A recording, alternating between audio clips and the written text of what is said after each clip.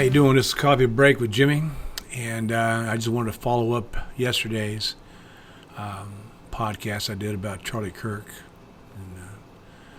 and about his murder or his assassination, and how everybody feels bad about it. I mean, I do. It's something that shouldn't have happened, and especially to a person that's so influential. He's so influential to. He's got a major influence on the Gen Z crowd, the younger crowd. You know, I didn't realize this, but he actually has a school, there's a Turning Point School. It's in Glendale, Arizona.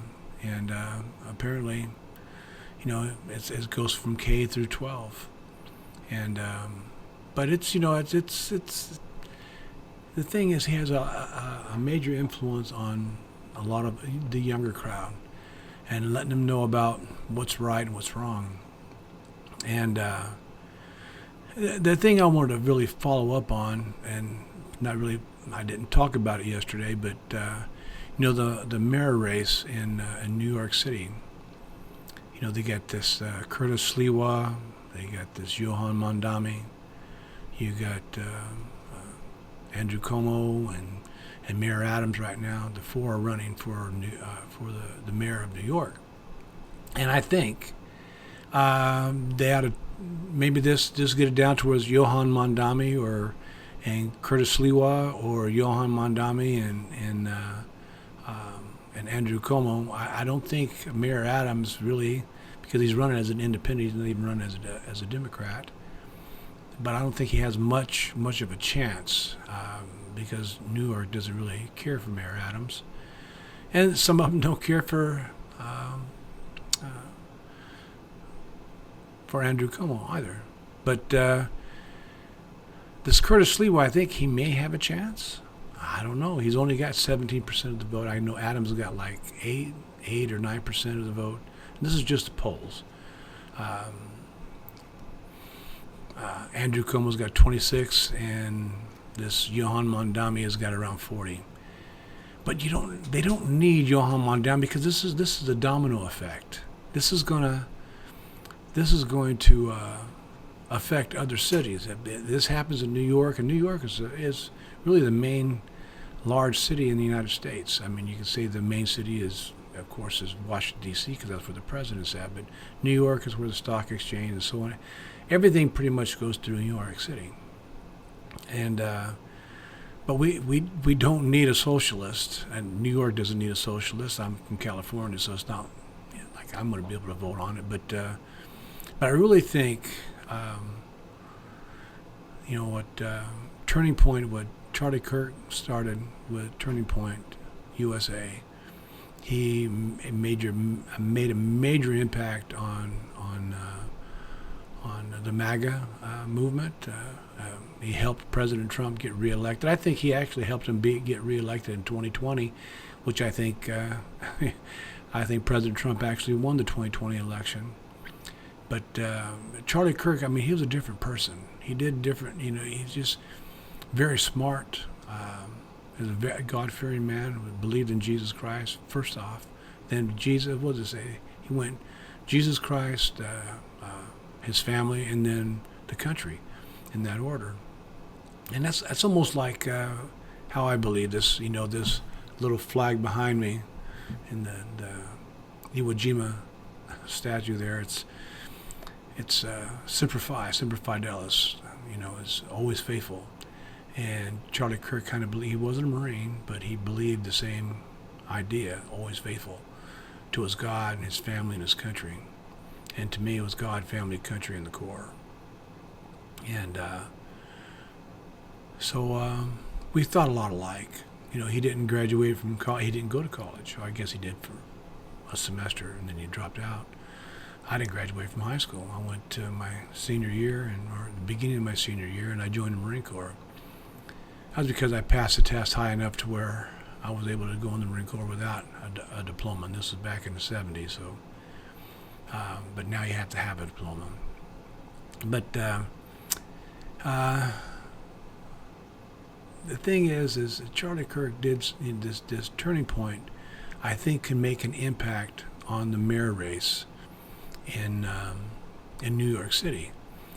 I think if they went after the Gen Zers, the younger crowd, because that's right now, I think that's what this Mondami carries. And of course, he's a socialist. That's backslash communist, socialist communist. He had some ideas about, of course, having their own grocery stores and defund the police. And come on, you got to have police. I don't care where you're at. The police is our protectors. And of course, there are some that are bad, but a very small percentage. Most of them they do that for a reason. They want to protect, serve and protect. And this Mondami doesn't have an idea. This guy's been, comes from a wealthy family. He's always had lived in, I don't know if he lived in a gated community or not, but he doesn't live like the rest of us do. He doesn't understand how police. Of course, he's got his guards that keep him safe, I'm sure. But there's a lot of things that he's against, and now that he's trying to backtrack some of that, trying to say a different thing, that he's not against defunding the police, not against having their own grocery stores. I have no idea how that's going to work. But if he gets in office, he's gonna get back to the same old thing that he believes. And this could be a domino effect. I don't know how bad of an effect it's going to have on the major cities, but if this is something that happens there, and you get the younger crowd, which is a big voting bloc, they start believing in people like that. It'll be a whirlwind. It'll be a domino effect. The major cities, it's just become a socialist country. Really? But that's how this guy believes. So I think Turning Point, and I think Turning Point USA could have a big impact anyway, a big impact on the Gen Zers there in New York City, and maybe get them to think more conservative. And if you got that, this Curtis Sliwa, which is the only Republican running for mayor, and I know he doesn't want to back off. And I know Mayor Adams right now, he doesn't want to back off either, but he's drawn the lowest poll numbers, in this, of course, Andrew Cuomo, he's the only one that's really got numbers that's close to this Mondami, and he lost in the primaries to him. So I don't know how that's going to work out, but at least he would be better than this Mondami. So I think Turning Point, and I think with Charlie Kirk, what he started and what he's got, and his wife is still going to run the organization, and he's got other people that good friends of his have been working with this in the 13 years that he's been doing this, and up until his death. But I think it's going to get better. I think it's going to get stronger because of this, and it's unfortunate, but because of this, I think it's only going to get stronger. This Turning Point USA. But I think that would help out the mayor race in New York City. But they got to put their footprint on that and get to work on that. Because I know they got different colleges. They got they have Turning Point in different colleges and high schools, and they have their, like I said, they own their own school there in Glendale, Arizona. But I think they can make an impact there, and that's just my idea. Now, this other gal named Ellie Mae, I guess she did a podcast that was on X, and then later on it was reposted on True Social, and was telling the president something about this. And I did a podcast on it on this Smith Month, where we were allowed to, and it was enacted in 1948. We were able to spread propaganda, lies. Come on. Lies to other countries, you telling them we have. I guess one thing was that they did where President Reagan was president, and they said we had Star Wars, and we had the missile defense system that was going to stop any nuclear warheads from coming from one country to the other, and we were going to have this protection. The Golden Dome, like Trump is saying, we're going to do the Golden Dome. They have that also there in Israel. But back then they really didn't have that. But they spread this propaganda around that we did have this. It made other countries and other, especially our enemies, made them believe that different things. Just like the Russians say they're 10 feet tall, and they're not 10 feet tall. But I mean, this is to spread that propaganda. And in 2012, Obama reversed it. Okay, he did it where instead of spreading propaganda to other countries and not coming back to the United States, now it's through other channels, through other countries, they come back to the United States, and even though this is a lie, you can believe it if you want, and then if you listen to it often enough, it becomes the truth, and that's how a lie works. And but this Smith month thing, where it was, I didn't know much about it a month ago. In fact, I know nothing about it a month ago. But that's what it was. It's to spread propaganda, be able to lie legally. Okay. So we got to create a Charlie Kirk Act, if you will, one that we have to spread the truth, or at least have some facts to back your truth up. And he always did. He always did that. And he always, he gave liberals, independents, Republicans, everybody a platform. You want to talk and ask questions and debate about different things. Charlie Kirk was there, and he was very smart. He knew what he was talking about. But he would get people, and he would do this. He wasn't. He was very. How do you say it? When you don't put somebody down, okay? He didn't put people down. He gave them the platform, and he was very respectful. That was the word I'm looking for. Very respectful to them, and you go, well, I understand your position. I understand your, how you feel about this, and I respect that. But this is how it is, and this is the stuff that he had to back him up. The facts that he had to back him up, where he stood at. And I think if you got into New York City, and I know they have plenty of Turning Point USA. They have different chapters there in New York and different colleges that they have there, and they can really put a push on this mayor race in New York City, and maybe make a difference. And maybe this Curtis Sliwa, maybe he could win. And if not him, maybe Andrew Cuomo. They should get it down to where there's two people. This Mondami's not going anywhere. He's leading the polls right now, and he's pretty comfortable and pretty confident that he's going to win. But I think they need to stop him. We can't have a socialist mayor anywhere. Okay, but it's just going to spread. It's going to be like a virus. And I think Turning Point USA. I think they can do it. And I would like to see them do it. I'd like to be part of that somehow. And because I talk to the younger crowd, people that are younger than I am, that because I've lived it. Okay, I've lived for 64 years, and the indoctrination started back when I was a kid. I can remember, our we want to talk at talking points, but that's the way our teachers really groomed us from day one how to be liberals, right? Or at least have that thought process. Charlie Kirk didn't have that, okay? And maybe he did in the beginnings like everybody else. But this indoctrination started way back when. And I think it's something that affected most people becoming liberals. And the old saying is, if you were 30 years old and you were a conservative, well, you didn't have a heart. And if you were 35 years old and you were a liberal, well, then you weren't very smart.